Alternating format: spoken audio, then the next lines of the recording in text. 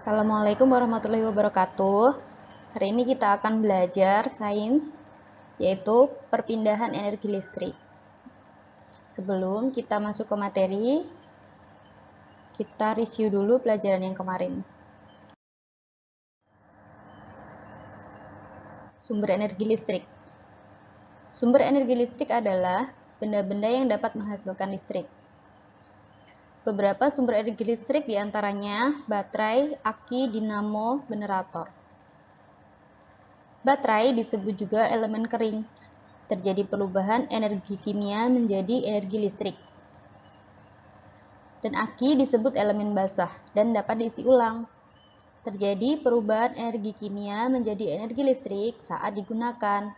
Dan terjadi perubahan energi listrik menjadi energi kimia saat diisi ulang. Pada dinamo terjadi perubahan energi gerak menjadi energi listrik. Semakin kencang mengayuh sepeda, maka energi listrik yang dihasilkan semakin besar. Generator menghasilkan energi listrik yang besar. Terjadi perubahan energi gerak menjadi energi listrik. Generator biasanya digunakan dalam perangkat pembangkit listrik. Perpindahan energi listrik. Nanti kita akan membahas 2 poin, yaitu tentang penghantar listrik dan rangkaian listrik.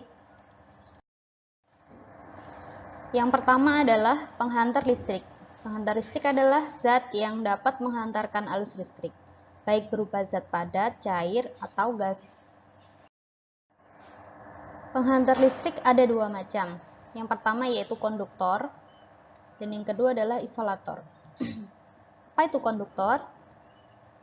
Yaitu bahan yang dapat menghantarkan arus listrik. Contoh dari konduktor yaitu emas, perak, tembaga, aluminium, seng, besi, kuningan, baja, dan lain sebagainya. Kabel biasanya terbuat dari tembaga sebagai penghantar listrik paling baik. Karena kalau memakai emas atau perak, biayanya akan terlalu mahal, jadi memakai tembaga yang paling baik. Yang kedua adalah isolator, yaitu bahan yang tidak dapat menghantarkan arus listrik. Contohnya yaitu karet, kertas, kaca, kayu, kain, plastik, dan lain sebagainya. Isolator biasanya dimanfaatkan pada kabel untuk membungkus konduktor kabel agar tidak tersetrum. Jadi yang di dalamnya kabel itu biasanya adalah tembaga, dan yang pembungkusnya itu adalah menggunakan isolator. Rangkaian listrik merupakan gabungan komponen-komponen listrik yang dihubungkan pada sebuah sumber tegangan sehingga memiliki fungsi tertentu. Komponen rangkaian listrik. Dalam rangkaian listrik ada beberapa komponen. Yang pertama yaitu baterai sebagai sumber listrik, kemudian saklar untuk membuka dan menutup arus listrik, kemudian lampu sebagai beban listrik, dan kabel sebagai konduktornya. Rangkaian listrik terbagi menjadi rangkaian listrik terbuka. Rangkaian listrik terbuka yaitu saklarnya yang terbuka, berarti pada rangkaian listrik terbuka, lampu tidak akan menyala karena tidak ada arus listrik yang terjadi. Kemudian rangkaian listrik tertutup. Saklar menutup sehingga terjadi arus listrik sehingga lampu akan menyala. Jadi arus listrik akan terjadi pada rangkaian listrik tertutup. Kemudian ada jenis rangkaian listrik. Ada 3 jenis rangkaian listrik. Yang pertama yaitu seri. Seri yaitu beban atau lampu akan disusun berdampingan atau sejajar. Kemudian paralel. Lampu atau bebannya disusun secara berderet. Kemudian campuran. Ada campuran dari rangkaian seri dan rangkaian paralel. Yang pertama adalah rangkaian listrik seri. Rangkaian listrik seri merupakan sebuah rangkaian listrik yang komponennya disusun secara berderet, hanya melalui satu jalur aliran listrik. Seperti ini tadi, jadi ada sumber listrik, saklarnya, dan lampu atau beban. Kemudian ada kabelnya. Ini jika off, lampunya masih mati. Kemudian jika saklarnya kita nyalakan, lampunya akan menyala. Berarti ini sudah rangkaian listrik tertutup karena saklarnya sudah ditutup. Kemudian untuk rangkaian listrik seri, jika salah satu lampunya mati, jika dinyalakan, maka lampu yang satunya pun ikut mati karena satu lampu ini mempengaruhi aliran arus listrik yang terjadi pada lampu satunya.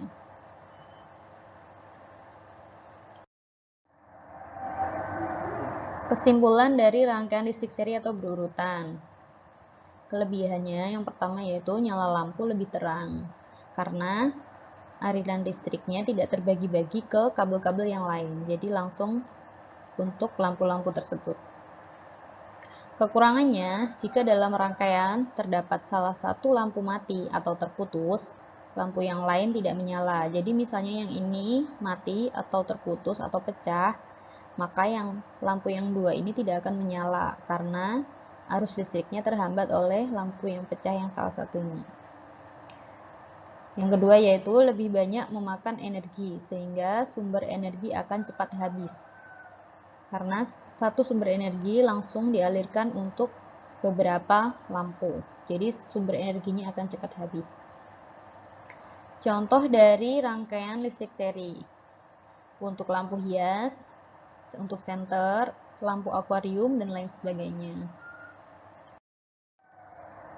Yang kedua adalah rangkaian listrik paralel. Rangkaian paralel merupakan sebuah rangkaian listrik yang komponennya disusun sejajar, di mana terdapat lebih dari satu jalur listrik atau bercabang secara paralel. Contohnya seperti ini. Jadi ada sumber listrik, kemudian bercabang ke sini untuk lampu 1, kemudian untuk lampu 2. Dalam kondisi saklar tertutup atau rangkaian listrik terbuka, lampu tidak akan menyala. Kemudian jika dinyalakan, lampu akan menyala. Sudah terjadi rangkaian listrik tertutup. Kemudian kita matikan lagi. Misalnya salah satu lampu mati atau rusak. Jadi ini misalnya lampunya mati atau rusak. Jika dinyalakan, lampu yang satunya tetap akan menyala karena tidak terhambat oleh lampu yang mati ini. Ini adalah kelebihan dari rangkaian listrik paralel. Jadi misalnya yang ini yang mati, berarti yang ini tetap menyala karena masih ada aliran arus listrik yang mengalir ke sini. Jadi kesimpulan rangkaian listrik paralel atau bercabang adalah kelebihannya yang pertama, jika dalam rangkaian terdapat salah satu lampu mati atau terputus, lampu yang lain tetap menyala. Jadi misalnya yang ini mati, maka lampu yang ini tetap akan menyala jika dinyalakan. Atau misalnya lampu yang ini mati, lampu ini dan lampu ini tetap menyala jika dinyalakan karena arus listrik yang ke sini tidak akan terganggu, yang ke sini juga tidak akan terganggu oleh lampu yang mati ini. Kemudian lebih hemat energi, sehingga sumber energi dapat bertahan lebih lama. Karena ini aliran listriknya kecil, dan kecil, jadi tidak akan cepat habis. Kekurangannya, nyala lampu tidak seterang rangkaian seri. Karena rangkaian listriknya dibagi-bagi tadi, maka nyala lampu pun tidak akan seterang jika rangkaian listrik seri. Namun kelebihannya adalah energinya dapat bertahan lebih lama. Contoh penggunaan rangkaian listrik seri yaitu distribusi listrik PLN ke rumah-rumah. Jadi dari PLN untuk dibagi ke rumah-rumah itu ada sambungan atau rangkaian listriknya adalah paralel. Karena kan dibagi-bagi ya, setiap rumah mendapatkan bagian listriknya sendiri-sendiri. Yang ketiga adalah rangkaian listrik campuran.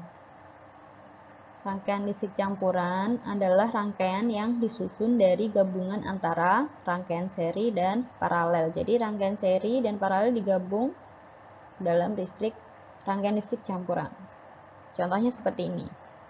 Ini adalah rangkaian seri, ini juga rangkaian seri, kemudian ini adalah rangkaian paralelnya. Jadi dari rangkaian seri ini digabung dalam bentuk rangkaian paralel.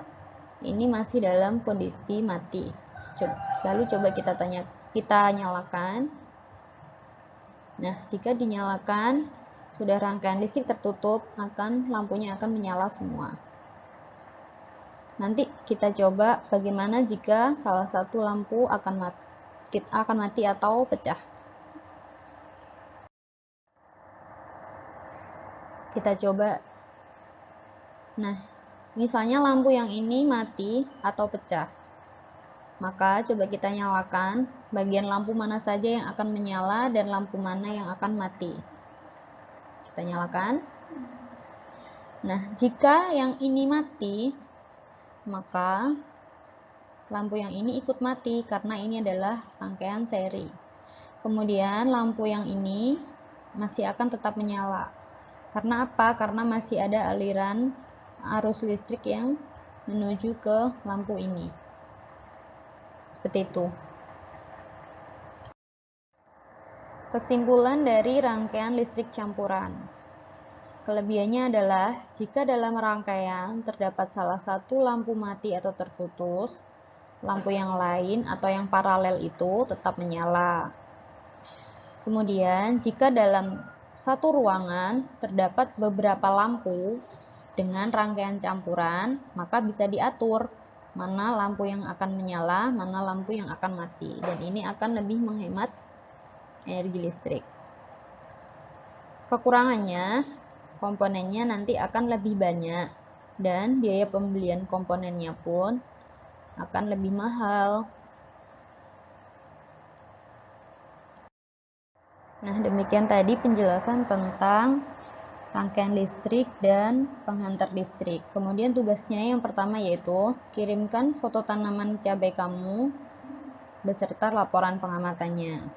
Yang kedua, carilah 5 benda konduktor dan 5 benda isolator di sekitar rumahmu. Nanti ditulis di buku, difoto dan dikirimkan ke ustadzah. Dan tugas yang ketiga yaitu kerjakan latihan soal halaman 52-54. Jika ada yang masih kurang jelas, silahkan ditanyakan ke ustadzah. Terima kasih sudah memperhatikan dan mendengarkan pelajaran dengan baik. Assalamualaikum warahmatullahi wabarakatuh. Tetap semangat belajar ya.